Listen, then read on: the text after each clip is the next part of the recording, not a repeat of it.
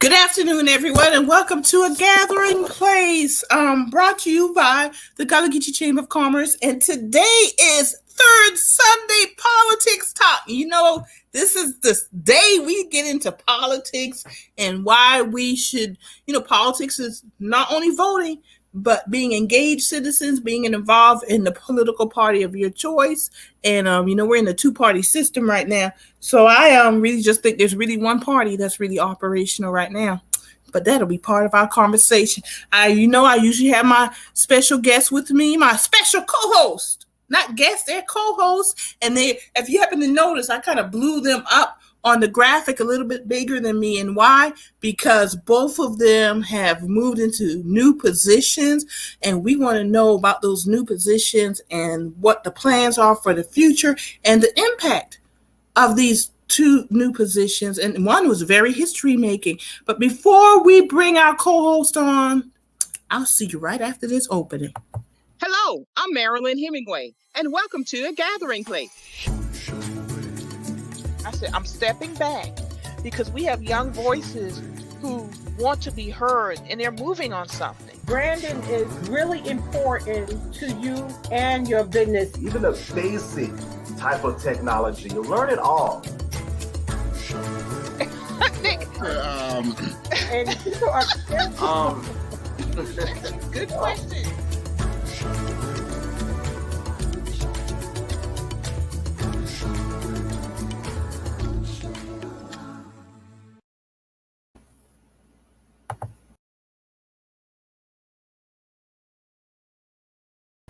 Brandon, I thought I brought both of us on, but I popped you on, but that's all right. It's okay. So, y'all, I'm here with Brandon Upson, my co-host for Politics Sunday on A Gathering Place. And Brandon has a new title. He is the newly elected chair of the South Carolina Democratic Party Black Caucus. And we want to talk about his new position, future plans, the impact of the election, and who was involved in that election, getting you elected, Brandon. And also, if you could just also give us a description, what is the Black Caucus and its mission and purpose too? If you could talk about that. So let's start there. As a matter of fact, what is the Black Caucus, its mission and purpose? And everybody, let me a quick reminder, drop your questions and comments. We want to hear from you, so drop your questions and comments. So, Brandon, tell us about the Black Caucus. Tell us about your election and the impact of that election. Yeah, so thank you again for having me. I love our monthly conversations. Thank you, everybody, for your congratulations and your love and support and for your votes. Because I know you and I spoke while I was campaigning, and folks came on and voted. So the I got people rolling up, calling my name right now. I'm in Maine, and Monica's family up here isn't used to me doing this type of stuff. So they don't know when to leave me alone, but but I love them. So, so the Black Caucus is the advocacy arm for the South Carolina Democratic Party. It is where these caucuses represent different groups of our party and different issues that are important to those groups of people. So specifically, the South Carolina Democratic Party's Black Caucus represents the interest of Black and African American Democrats across South Carolina. And there's 800,000 plus of us here in South Carolina. So the Black Caucus represents the interests of those 800,000 Black and African American South Carolinians. Very good. So I'm going to come back to that. I think it's a little bit deeper question, but I do want to get into your election. Tell us about your election, and what was your coalition? That's what I kind of that you elected. Yeah. And then I'm going to let you talk because y'all, this is crazy. My cat is at my door, desperate to get in. She's like, I think the weather's getting to her. So you go ahead and talk, Brandon, and answer that. I'll be right back. Okay, and so for this election for the South Carolina Democratic Party's Black Caucus, it was the first time when they've opened up the election to any Democrat in our state. So that allowed this election to become one of our first ever statewide caucus elections. It was very unique for what we normally do, because normally it is a very small and condensed base of people who could even participate in this election. So I was excited to be able to have it grow statewide. Because of that, only about 1,000 people voted in the state party's election, and we had over 500 people vote in our caucus election. They had to stop voting at one point because they didn't have the capacity. There was still about 200 people that messaged me or that were at watch parties who were not able to get through the phone lines because the phone lines were jam packed. So I know there was about 700 votes out there altogether, which is big. It shows that we know that African Americans and Black folks make up about 70% of this thing we call the South Carolina Democratic Party, and it's good to see us show up in our true representation for the part of this party that deals specifically with our issues and our concerns. So I was excited about that. And coalitions, we had coalitions upon coalitions upon coalitions. I started with my base of folks, with my family. Marilyn, you're counted in that as family. I'm the big sister, y'all. I'm the big sister. And look, and I publicly endorsed on a gathering place. And I meant to get you a separate video, and it just got away from me. But man, I was very happy and proud to vote for you. No, thank you so much. And this is where 11 years of work around this really came together, because I was able to reach out to people in every corner in all 46 counties, even in Abbeville, where there's not a county Democratic Party as active. I know there's somebody there trying to build it, but we were able to get a bunch of folks from Abbeville on, from activist networks. We got endorsements from Black Lives Matter in South Carolina, from the Coalition of Black Activists. We got their endorsement, then got labor to support, from the AFL-CIO to the Longshoremen's Association. We were able to get women's groups to support, biker clubs over in Aiken. I got a shout out the Rough Riders down there. They had a coalition of folks who got on. My mom and all of my aunties and second, third, fourth mamas. That's when you get the mama vote. That's the most important vote, because they know you like no one else. So that's mama vote for you. Yeah, mama was excited, y'all. I have to say, Brandon, I'm glad you're listing all those folks and that you said it was statewide, because I think your election demonstrated what the South Carolina Democratic Party needs to do. And was that part of your strategy? I know your strategy was to win election, but was it also part of your strategy to demonstrate what the party needs to do? Absolutely. And I tell my team, I don't want us to talk and whine about what the party's not doing. It is up to us to do it and say, see, that's what it's supposed to look like. Right. Agreed. And from the very beginning, when I announced, I said we were going to do this the way we want it to be done. So, in the past, it had just been make a few phone calls, to the members of the caucus, and then whoever wins. I'm like, no, we know what a campaign is supposed to look like. We're going to do a mailer. We're going to have some professional literature. We're going to do emails and social media interviews. I'm going to be on the phone doing call time every day, volunteers. We had about 30 volunteers making calls every single day. Some folks got annoyed because they got called 2 or 3 times, but it got them on the line. It got them on. They voted, right? But we took it very, very seriously. And after the election, I had people come up to me like, I didn't know who you was before this. I knew who your opponent was because she's been active forever in this party, and I feel if you beat her, you have to be somebody. I was like, well, I'm nobody, but I know how to organize people, and that's what it came down to. We had a grassroots campaign, and because of it, well, we got 75% of the vote in that election. And it wasn't by, just happenstance or good looks. It was definitely by hard work. And we worked very, very hard to win that race. So we talked about two layers to this election that you went through, this campaign that you went through.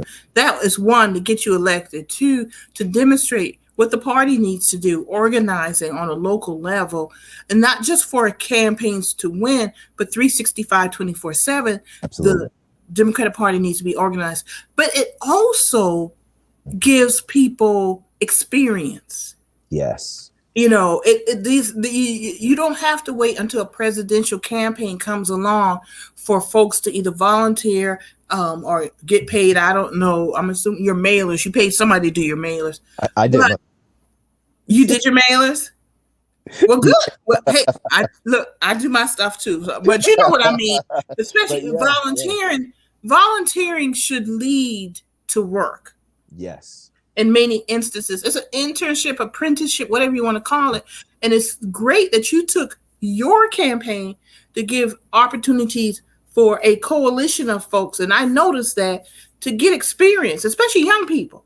Oh, yes. And when we talk about we need political infrastructure in South Carolina that can help us win and sustain victories for, a period of time here, that giving experience to people is a big, big part of it, right? Because one of the deficits I see in our state, and I'm just going to speak very plainly, is that the same old people, win, lose, or draw, get the same jobs over and over and over again.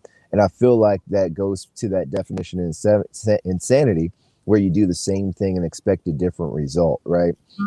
But we don't have a strong track record of hiring, training, developing young talent in our state who live here and have a vested interest in our state. And in these big races, we see a lot of people get hired from out of state, from DC, New York, California, who have no vested interests or interest at all in South Carolina other than getting their political experience. They work on elections and leave. We don't have a strong pool of activists, organizers, and operatives in our state to choose from. I'm not saying it's by design, but I know we have to fix it. With my race, I was able, like you said, to bring in folks to give them new experience. There are people on my campaign who only worked in organizing and field, who were doing communications and social media, right? There are people who were there with me every step of the way, learned what a proper mail piece was supposed to look like, know what the millage rate means, and the legal information. Absolutely. Yeah, when it comes to mailers. Yes. So, those little nuanced things that folks who've been in this for a while, like me and you, think is just second nature. And we forget those are little things that make a big difference that we picked up along the way. And we have to make sure that all the folks around us are learning that too. I'm pushing people to take leadership roles who've been behind the scenes, all their lives, right? I'm pushing people who are comfortable doing one part of operative work, whether it be finance or communications or field, to go get experience in another part, area of our campaigns, because we can't complain that our folks aren't being chosen as campaign managers when we know campaign managers need to know a little bit about everything that comes with a campaign. Yeah, right? They need to know about campaigns. They need to know. And the best way to start, I was a little kid when I started, but when I really started like doing campaigns, school board races. Mm-hmm. You know, your local races where you can get started and bring some skills you may, if you're a good writer, good speaker, or just somebody you like, go knocking on doors and talking to people. If you talk, go talk with a message. You Yep. know, the best way to start is with these local races. And I think that's going to have long-term impact Yeah. in campaigns, candidates running for office, and just being engaged citizens and everything. But we're going to get to that down the road too. Well, I want to get back to, so now that you're elected and you know, you had your first meeting and I attended, I do not envy you because first let me say this, y'all. Brandon, Jamarr, and I come on this show every third Sunday. We try to come on unless there's some kind of conflict, and we don't always agree. We don't. And that's a good thing because it makes all of us more knowledgeable, stronger people. Because we have different life experiences. So I want to put that out there.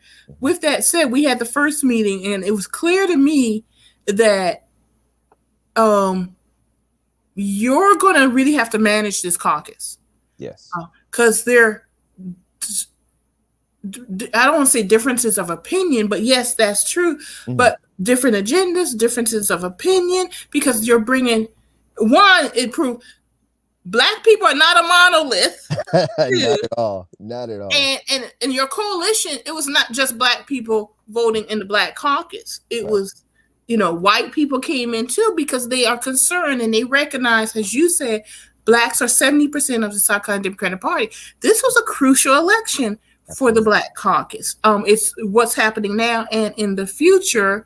And then you get into the diversity, you know, our LGBTQIA brothers and sisters, you know, immigrants.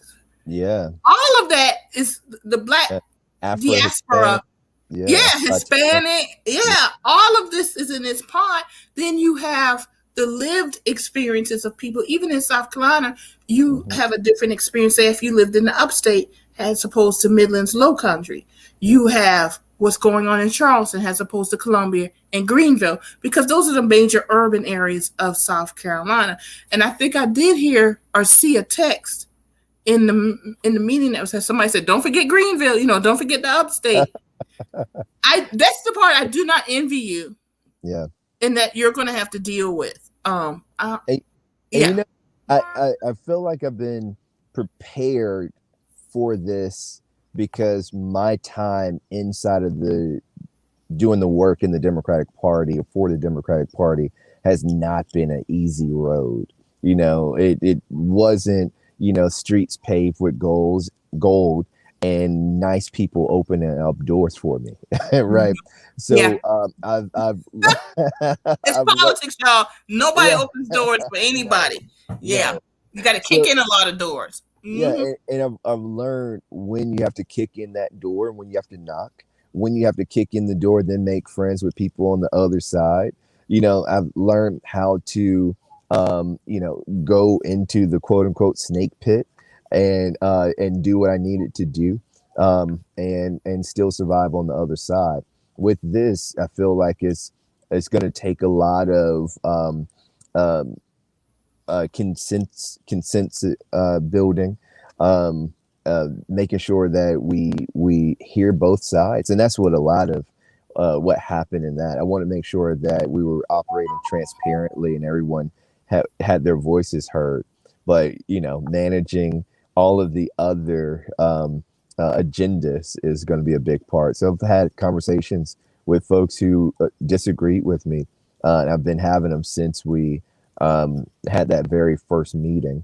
And I know I'm going to continue to do that because it is not the easy work that make big things happen, right? It is those difficult conversations that make us better, make us stronger. And if we can make it on the other side of that, we'll be better off forward. So I'm not going to be afraid to have conflict within our caucus, because the conflict are those points that people have brushed under the rug for so long, and the reason why we haven't found any solutions that we can all agree with, right, is why we haven't been able to have the benefit of the type of capacity that we're supposed to be represented by, in our leadership. So I want to make sure that we get there. And for the rest of this year, along with creating a consensus, we're doing training to develop these young people who this is their very first time being involved at this level, very first time witnessing a meeting that took place with Robert Rules of Order. They don't know what emotion is or what people are talking about. This is their very first time doing this. And this is the ground level experience that is necessary for us to get our coalition to the next level. So, I'm still eager and looking forward to it. I know you're gonna be eager because of what you did to get here. Yeah. And Maureen, our subject, we are talking to Brandon, who's one of my co-hosts for Politics Sunday, and he was newly elected as chair of the South Carolina Democratic Black Caucus, and just introducing him in that new role, and just getting his thoughts about the coalition that came together to get him elected, and also the direction, getting into the caucus, the direction of the caucus and where it's going. And I said everything except for he's going to have to herd cats to get this. But I don't think it's going. Well, we're going to pray that it's not that bad and work to make sure it is not herding cats. But it was interesting, the first meeting, and I'm good that I think you're coming from the right direction. Brandon, with it. And the bottom line is people need to feel respected. Absolutely. Their opinions need to feel that I've been heard and I've been respected. And that lowers so many barriers. All too often as leaders, we create these barriers because we simply don't listen and we don't respect the opinions of others. And I know Brandon, and he's been doing this for a while, that's kind of like his trademark. Much more patient than I am. I'm like done. I'm like, y'all, let's get this done. Okay, yeah. Y'all had your time. It's time to move on. But Brandon's much more patient than I am. So that's a good thing. So Brandon, you talked about training young people. I hope older folks get a chance to get trained too, because some of us, we've learned by we've learned by doing, but sometimes the people who were teaching us in the doing, they were wrong too. Yeah. So they taught something that was wrong or not as effective. And let's be honest, times have changed. They've changed because of technology. They've changed because of George Floyd's situation. They've changed because of COVID. They've changed because there have been people in their local communities who've been doing the work for years. And now we're starting to see that work kind of bubble up.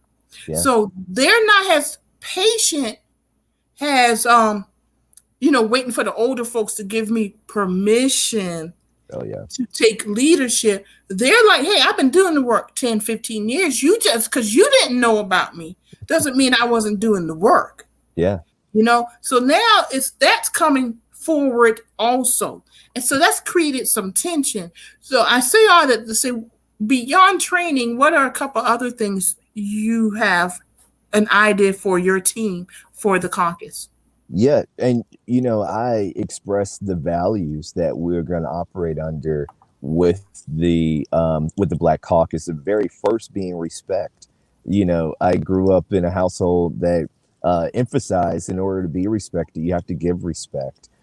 So I think if we start from a place of respect and understanding that, everybody's not out to get me or knock down what I have to say, and this isn't, war, we can start to grow from there. But it's a period of learning, unlearning, and accepting, right? Mm-hmm. Because we have to realize that we don't know everything, right? So, and there's more for us to learn. So we have to learn.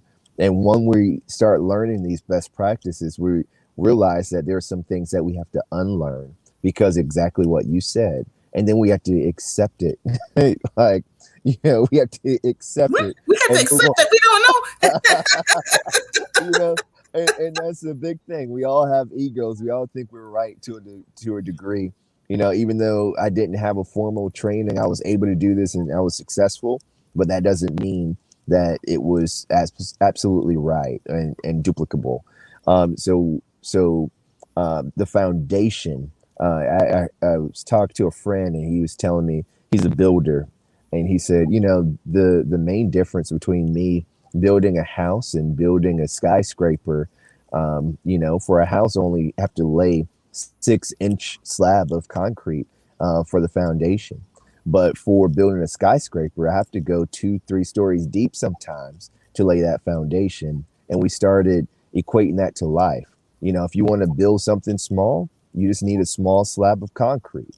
But if you want to build something big, you have to dig a Have a deep strong hole. foundation. Mm-hmm. Right? So we are digging a deep hole to pour this concrete in so we can have a strong foundation for this Black Caucus, because the Black Caucus represents 800,000 Democrats, and more. That's just Black and African Americans, right? Because there are everybody's in the Black Caucus. But Mm-hmm. the work that is required of us is the work to make sure we're pushing forward our agenda.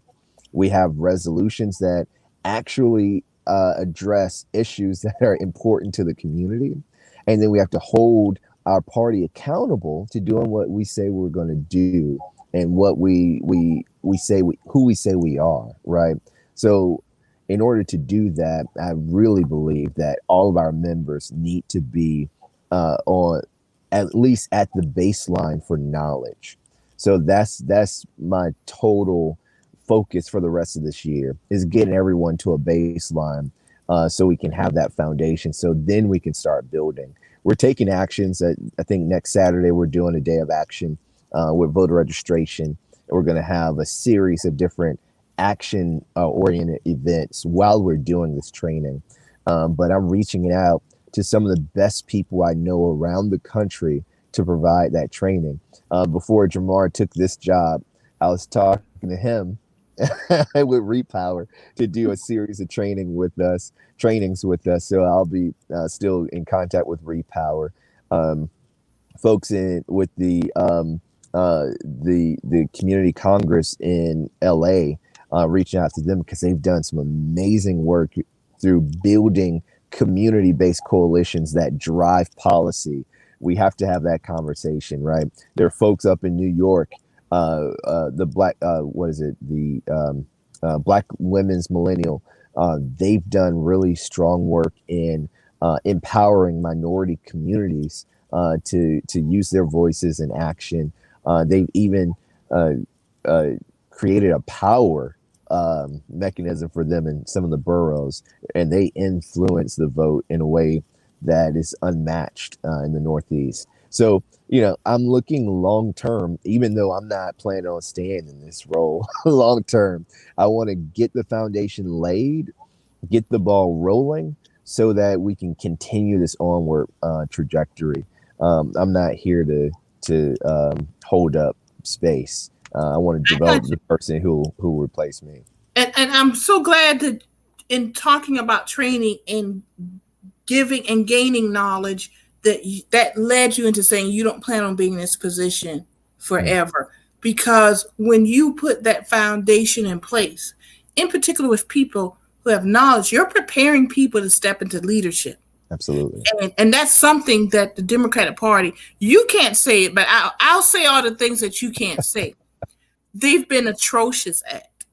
They've been about picking who's going to be the leaders rather than preparing people to be leaders. Yeah. And I'm so happy to hear you say that, because when you decide it's time for me to move on, you're going to have a deep bench. And this is reflective not only in the party infrastructure, but this is reflective with our elected officials. And just before we came on, I was updating Brandon. I'm not going to get in details with the particular situation, but the particular situation is reflective of so many of our Black elected officials. Too many of them they're not about preparing future leadership. They're about self. They're sometimes our worst enemies. I'm just calling that so y'all can go back and tell that Marilyn Hemingway, Marilyn Levern Hemingway, and if you need me to spell my name, MarilynLeverne, and that's capital V, Hemingway, Hemingway, said that some of our worst enemies are our own Black elected officials because they're self-serving. So we have to be discerning when it comes to our own elected officials. One of the things is look at who they are preparing through knowledge and training to be their deep bench, the next leadership. It's hurting us. So I say all that to say, Brandon, what are your partnerships? What are your relationships with the Legislative Black Caucus? I shouldn't say you, but what are your plans for the caucus relationship with the Legislative Black Caucus and individual Black elected officials throughout this state? And outside groups can also be partners. Absolutely. That bring things to the table. But let's start with the Black Caucus. Yeah. So with the Legislative Black Caucus, we with Representative Pat Hennigan, we have an amazing relationship with her already, where we're coming into an alignment, and we have some announcements coming up soon, jointly with the Black Caucus and the Black Legislative Caucus, also with our state Democratic House Caucus. We have intimate relationships there, where we're working with Nick Satilli, who's the executive director, and Miss Gilda, or Representative Gilda Cobb Hunter, who's chairing their candidate recruitment committee. We're working with them on that. I'm serving on our statewide candidate recruitment committee as well. So we're making sure that we are reaching into communities and finding folks in the communities that we want to ask them to step up and run for office. And it's not going to look like it's looked in the past, right? And I don't think, everything we've done in the past hurt us, but we know what needs to be done. And we can't be in the business of picking winners and losers, right? And boxing people out of the process. We can't do that. In addition to that, our organizations on the ground, Gullah Geechee Chamber of Commerce, all the way up the Gullah Geechee corridor, looking to make partnerships there, strengthening our partnerships in the upstate that doesn't get as much love because more Black folks are in the Midlands and the Low Country, right? So reaching out to those activist groups and organizations, and now connecting the dots between the Biden administration and our groups on the ground. That's a big priority for me, because if South Carolina made Biden president, then South Carolina needs to be not, observing the table. We need to be at every table. So that's the work that's happening. And, you and I spoke about it. There's just so much more happening, but we're only but so big as a caucus right now. So I want to keep our focus as minimal as possible until we do a few things right. Then we can add more to our plate. That's so true. And I think that was lightning. Oh. Woo! I think that I just saw a little flash. All right. Yeah.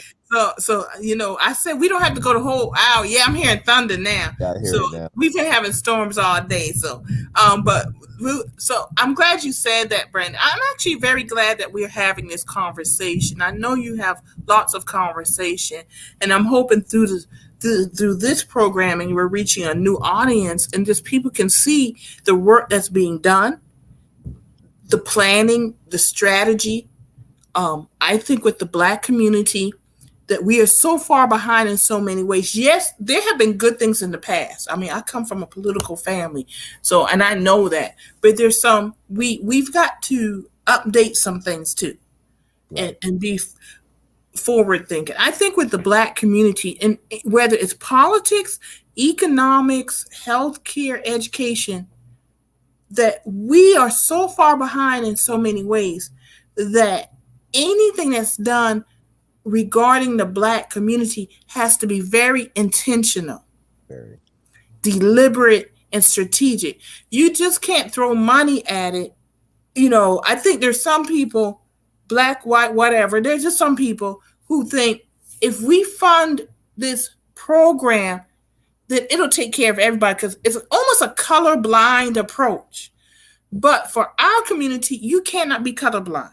No. You have to look at the problem and say, okay, what will address the problem? Then what will address the problem in the Black community? Yes. Because I'll give healthcare, for example. Our income inequality is another one. The gaps are so huge. Even before COVID with healthcare, we were dying at an early age. COVID is just another part that's adding to that disparity. So when you look at healthcare and say, okay, we're going to do a vaccine testing, for example, to address COVID, you just can't say that for the Black community. You have to be intentional and deliberate because of the history and because of the medical gaps, the healthcare gaps. You have to be very intentional and deliberate. It is the same with politics. You have to be very intentional and deliberate in your strategy and execution. So I think it goes back to what you're saying. You got to do a few good action wins. Because people got to see to believe. Yeah. Oh my goodness, yes. To get them engaged and then to move on. And that takes time and it takes money. It does. And I'm not talking about throwing money at it. I'm talking about literally having a strategy to execute. Yeah. And when you said it, people need some wins, some small wins. I saw this election as one of those small wins that we needed to put some wind back in ourselves, right? Because there's been a lot of good people doing good work who had great intentions, who even had good training, just running races in some very uphill battles across the state, right? And they needed a win, literally, WIN. And that win helped put the wind, WIND, back in their cells. So they got their second win, so they can run a little harder, run a little faster, be a little more inspired to get back into the field and do this work. And I'm feeling that. We had a survey that went out asking people what they wanted to do in the caucus, and immediately over 300 people signed up to be active. Even now, I believe we have over 500 people who we consider members of our Black Caucus. We're going to work with our state party and our bylaws to define that. But, we could potentially have over 500 people active members of our Black Caucus, when before it was only 50 at most, right? So it's very important to have those small victories and celebrate your wins while you get geared up to do that next big thing. And that's where we are. We're gonna do this very smart. I want to be smart and I want to be intentional about how we do this, because I know that this isn't a game that only Brandon is sitting at the table and only Brandon will benefit or suffer from the wins and losses. This is other people who put their livelihood, their money, their resources, their name onto this, into this arena, and you have to just respect it as you go forward. Like you, I'll never want to disrespect anything that you've done or that you're a part of by discounting or disregarding your contribution to it, or thinking that what Brandon does, says, whatever, it doesn't impact you. So I want to always keep that in front of me. And that's how I view this. And I want to make sure everyone, even the new folks in this, understand that it's not just them. You can't go on a rant on Facebook and think it's only you now, because now you are part of the Black Caucus. That's right. That's right. That's right. You're part of an organization. Yes, it's bigger. And, yeah, it's bigger than us as individuals. I'm glad Mhm. you said that, and it is, and that's a beautiful thing. And nothing's going to change in South Carolina. Nothing's going to change within the party and the community in South Carolina until we realize that we are going to have to work together. This is collaborative. We're going to have to connect those dots. We cannot do it as individuals. And that's why on this show we've been talking about engagement for a while. And I said, Brandon, we're going to talk about engagement, and that's what we're going to wrap it up with too. And then we're going to wrap up announcing Jamar's thing. I know he couldn't join us. He said he was going to try. He's flying today, y'all, because he's now very important. Oh, very important. Ooh. Very historically very important. And but to engage, it's beyond an individual vote. It really is. We have to be engaged citizens, and that's actually beyond political parties. It is. When you're an engaged citizen, because we've been blessed. I think I'm never going to say the quote, but that's the rent we pay for being here on Earth. I think Muhammad Ali said that. So it's beyond political parties, but we're having a political discussion here. But we always encourage people to be engaged, and that's what Brandon's talking about. Being part of the caucus, voting, being part of the caucus, donating. I'm going to say that, folks, because I'm hearing you saying 500 right now. Imagine if each of those 500 folks gave $20. That's $100,000 right there, I think. That is. Or 10,000. Yeah. Whatever. Whoever can calculate, y'all let us know. I'm just doing up top of my head. It's either 10,000, 20,000, but it's a lot more money. That's money, and it will grow from there. So that's huge. But that's about being an engaged citizen, and I'm really big about that because you mentioned the Gotta Get You Chamber. I cannot do this without some of the folks I'm surrounded by, and I'm still growing. The organizations I've started are definitely still in startup mode, but we've gotten some wins, not because of Maryland, but because of the team that I've pulled together, and that's what Brandon's doing with the Black Caucus. And you folks out there can be part of that team. Yeah. Join the caucus and get involved with it and everything. But Brandon's just a leader. He's the guy that's going to have to make the decisions every day that we are not going to have time for because we out here living our lives. And he's made that decision to be that leader. So kudos to you, Brandon. Anything else before we say our congratulations to Jamarr? Yeah. Folks, I saw somebody ask how they could get involved. We have a little website that's ready, scdpblack.org. where you can go on and put your information in, and we'll get you linked in. Just sign up for our newsletter, and they'll immediately start pinging you for our upcoming events and membership survey and all that other good stuff. And I just want anyone's feedback. What we're launching after this next weekend, going into August, is our listening tour. We haven't announced any of the issues that we're fighting for as a caucus because it's not up for us to say what's best for the Black and African American community in the state. We got to hear from the community itself. And I know it's not going to be, one blanket statement because every region of our state faces different issues, right? So we're going to be very community specific when we start talking about issues that we're advocating for as a caucus within our Democratic Party. So if you have anything, go to scdpblack.org, and we're happy to have you join the team. You can hashtag Get Black with us. So we're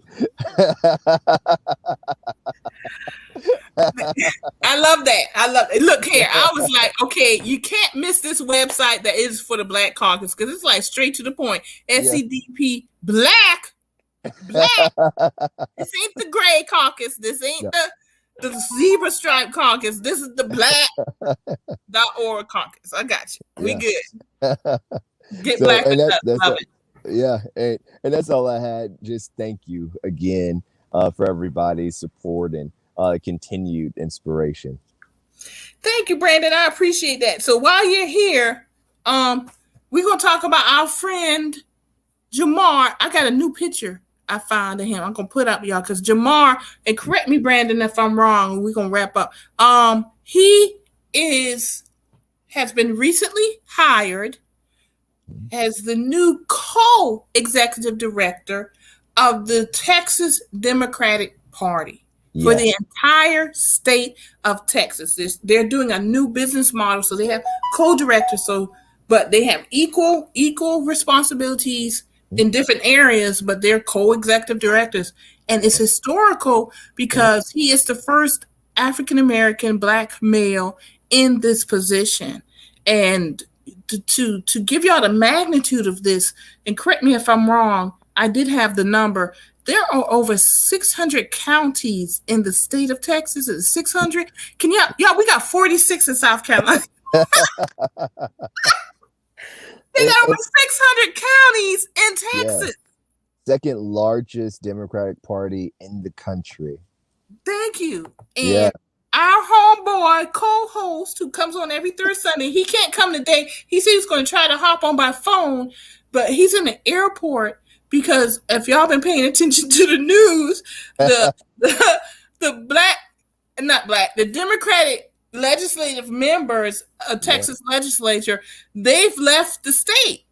And, Jamarr is all up in the mix. This is like the first day on the job. Very first day. The very first day, they left the state. I love it though. I love it. That's Jamarr. That's a new picture for the show, but that's a picture he's shared with me before. And we good too. He looked like money, don't he? Thank you. He does. He does. I had to step up my game. I was like, oh no, Jamarr is not playing. But y'all, we love Jamarr. We've known him for years. I am the big sister to Brandon and to Jamarr, but I can proudly say that his political career actually started as an intern on my first congressional campaign I was running. He was an intern, and Jamarr drove the black SUV. The candidate had a black SUV. Y'all, we weren't that important. The candidate just happened to own a black SUV, and Jamarr was the driver, and we just clicked. And, it's just been rolling ever since then. And as I said earlier, we don't always agree. And I met Brandon later, but it all just clicked. We clicked together. And so when Brandon talks about what he's faced with the party, the three of us have been through it, but I think it just made us stronger people. It taught us to go get some skills, to get training, get more knowledge. And I'm not as involved in politics as they are now, but I am still political. I literally started a 501c4 because politics is in everything. So we work together quite frequently, actually, and they've blessed me by coming on this show. So thank you, Brandon. I really appreciate that. I got to remember I'll send the whole family a Christmas card. But you remind me of my unit slogan when we went to Iraq is "May we bend but never break." That's right. That's right. That has been us over the years. We may have bent, but we've never been broken.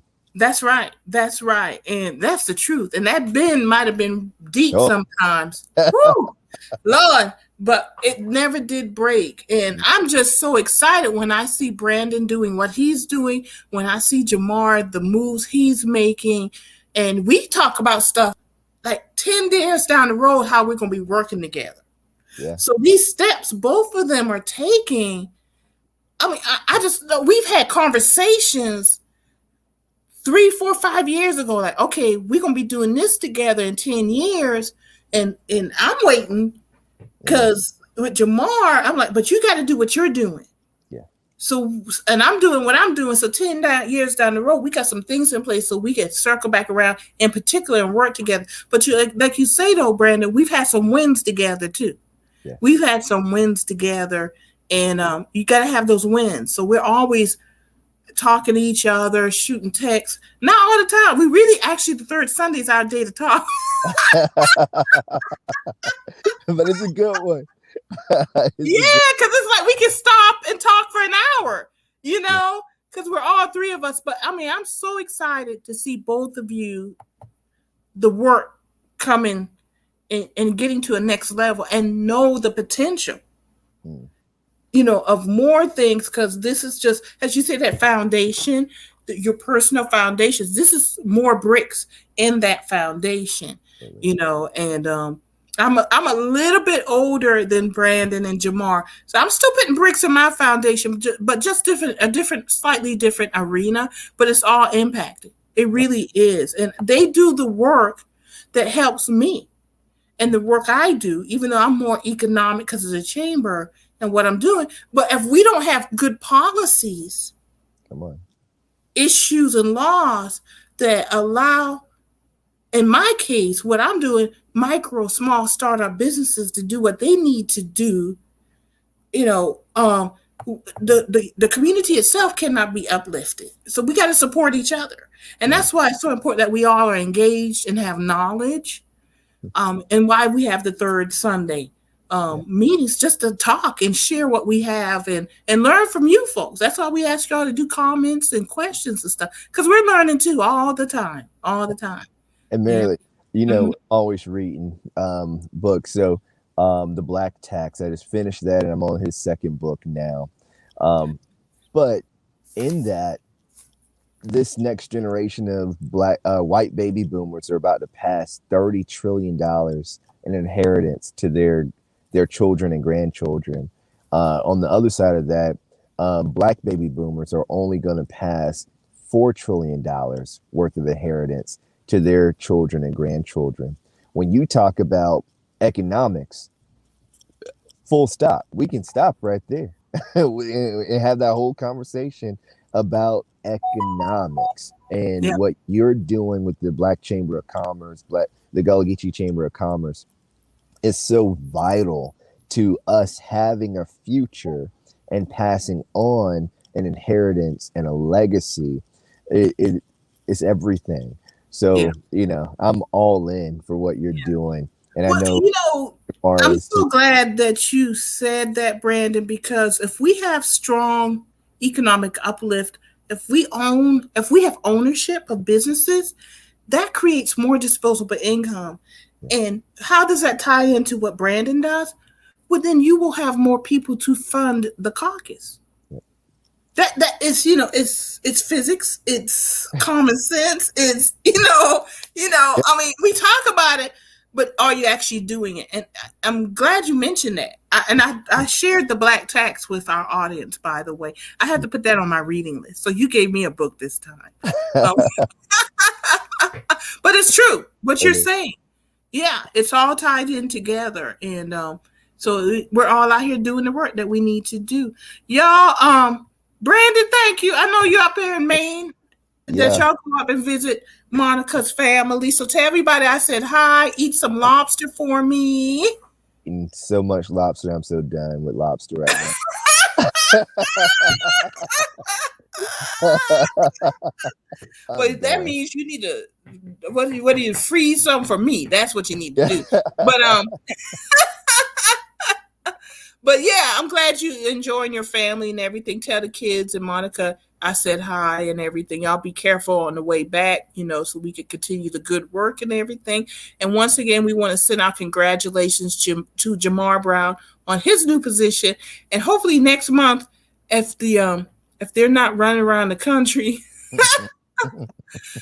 continue to fight for voting rights, which we all need to do, he'll be able to jump on with us. And then one more thing I want to say. I think Pat Hennigan's husband, I believe, was some ill health recently, if I'm correct. So we want to send our thoughts and prayers of peace and comfort to her and her husband. And I think he's turned the corner and is improving. So we're very happy for that. So sending that out to Patricia Hennigan. Yeah. A good alpha man there. Love him. Yeah. I love alphas. 06, 08. Anyway. Yeah, we have a good time too. Life is too short. We have a good time too. So, Brandon, thank you for coming on. I know we're going to talk before the next third Sunday, but definitely looking forward to the next month, August, and we'll have a lot of news then also. And looking forward to it. You enjoy the rest of your vacation. Bill. All right, we'll Can't wait see to you see later. you. Love you. All right. Have a good one. Love you too, Brandon. All right, see you later. All right, everybody. We're always excited to have Brandon join us and update us and gave us good information about the South Carolina Democratic Party Black Caucus and scdpblack.org. Make sure you check out their website, join the caucus, make a donation, and of course, be an engaged citizen right where you are in Place Impact, because that's where you started. And I'm just so excited to have everyone here. Once again, sending our congratulations out to Jamarr Brown and to Brandon Upson on their new positions. And just think, folks, every third Sunday, you can come and listen to them, share their knowledge and what's going on right here on A Gathering Place. Thank you for joining us today. Lots of stuff going on. You're going to new shows coming up on A Gathering Place covering the Gala community and those who impact it. So I just invite you all to come back and gather once again so we can hear from our change makers impacting the Gala community. Thanks, y'all. Enjoy the rest of your weekend, and we're out. Good night.